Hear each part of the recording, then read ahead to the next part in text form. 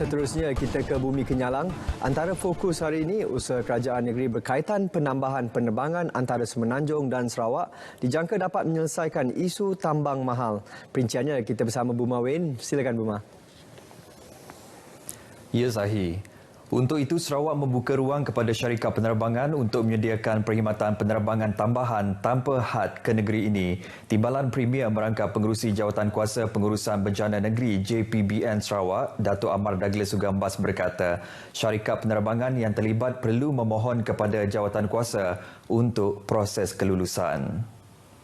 Jelasnya lagi, jumlah tambahan penerbangan adalah mengikut kepada syarikat berkenaan dan perlu memohon kelulusan JPBN bagi membolehkan persiapan sewajarnya dilakukan di lapangan terbang seluruh Sarawak. Dengan adanya penambahan penerbangan antara Semenanjung dan Sarawak, beliau berharap masalah tambang mahal dapat diselesaikan. SOP sekarang apabila nak menambah, dia mohonlah dengan pihak SDMC. Kemarin ada datang satu permohonan, kita lulus. Sekarang kita buka, kita tidak had. Apabila dia kata, well, we want to fly, we allow them to fly. We don't want that to be an excuse for them to raise the fare.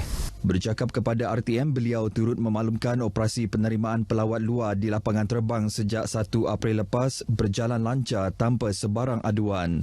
Jelasnya, petugas daripada pelbagai agensi yang ditempatkan di pintu masuk negeri telah melaksanakan tugas mereka dengan baik bagi memastikan proses pematuhan prosedur operasi standard SOP berjalan lancar.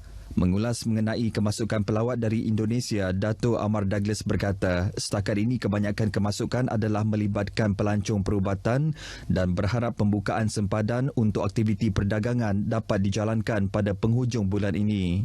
Bercakap mengenai kemasukan dari Brunei Darussalam pula, beliau menjelaskan pembukaan yang dijadualkan pada 15 April lepas terpaksa ditunda atas beberapa isu yang belum diselesaikan dari negara itu. Tambahnya, penerbangan dari Brunei ke Kuching akan mula beroperasi tidak lama lagi merupakan perkembangan yang amat positif. Dato' Amar Douglas ditemui pemberita RTM selepas menerima kunjungan hormat daripada Pengarah Penyiaran Negeri Sarawak, Nasrul Hakim Muhammad Noh di pejabatnya di Wisma Bapa Malaysia, Kuching. Turut hadir Ketua Penolong Pengarah Seksyen Radio, Merrill Chungat. Baik, sementara itu, Jabatan Penyiaran Malaysia RTM khususnya Sarawak akan terus mengekalkan prestasi unggul sebagai penyiar berita dan maklumat yang sahih. Pengarah Penyiaran Negeri Sarawak Nasrul Hakim Muhammad Noh berkata, ini kesinambungan daripada pujian Timbalan Premier Sarawak Dato' Amar Douglas Sugambas yang mengiktiraf peranan RTM dalam menyampaikan maklumat sahih kepada masyarakat.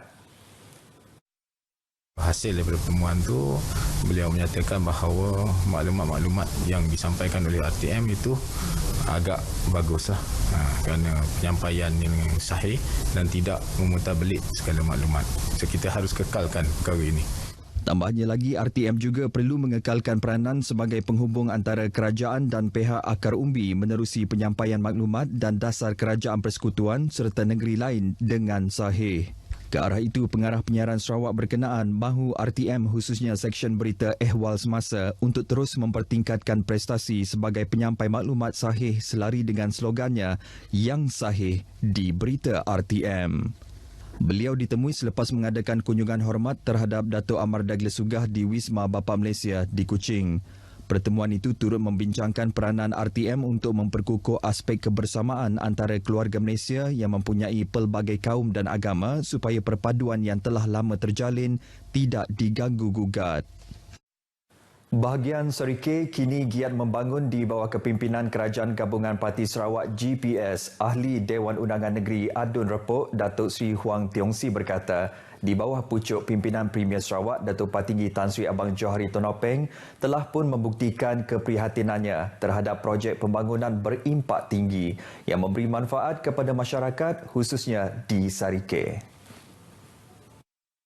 Jelasnya, masyarakat sangat bersyukur kerana mempunyai seorang Premier Sarawak yang berwibawa dan berpandangan jauh dan sentiasa menyalurkan peruntukan melalui Kerajaan Sarawak. Tambahnya lagi, Datuk Patinggi Tan Sri Abang Johari Tonopeng juga terus komited dalam memberi tumpuan terhadap aspek prasarana sejajar dengan pelaksanaan pelan pembangunan bersepadu untuk penduduk Serikei. Beliau berkata demikian ketika hadir pada majlis berbuka puasa anjuran Jawatankuasa Pengurusan Surau Nur Permai di Serikei.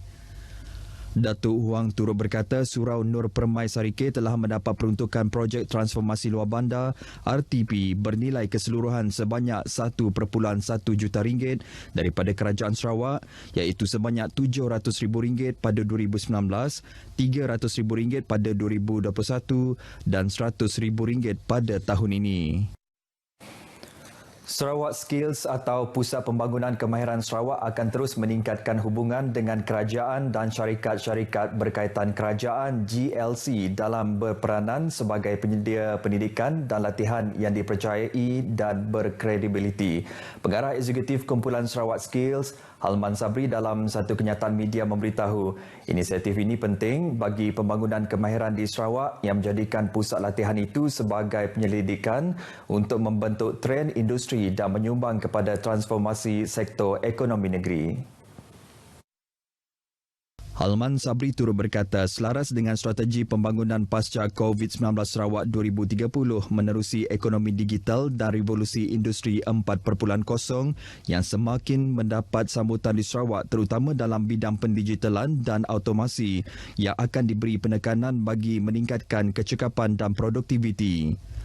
Halman juga menjelaskan Sarawak Skills telah meluaskan rangkaian perkhidmatan perundingan dan inisiatif pembangunan bakat dengan penubuhan Jawatankuasa Perkhidmatan Pemacu Industri dan Perundingan.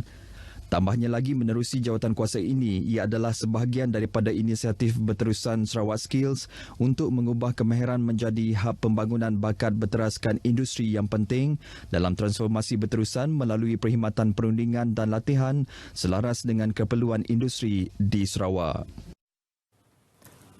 Baik, saudara, sekian berita dari Sarawak. Salam keluarga Malaysia. Kita kembali bersama Sahi di Angkasa Puri. Silakan Sahi. Terima kasih, Ibu Ma.